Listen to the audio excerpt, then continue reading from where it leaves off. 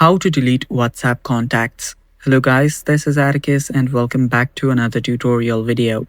In today's video, I'll teach you guys how you guys can delete WhatsApp contacts. So without any further ado, let's dive right into it. First, open up your WhatsApp. Open up your WhatsApp and head over to the contact that you would like to delete.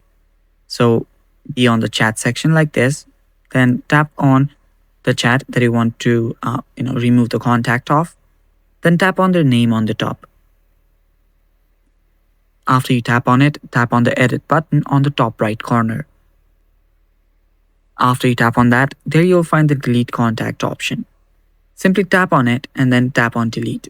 That will delete the contact. And it's basically that simple, guys, and that's all for today's video as well. If you guys are new to our channel, head down below and hit the subscribe button so you don't miss out on our future videos. Also press the bell icon so you get notified when we release our new videos. Thanks for watching. Bye bye.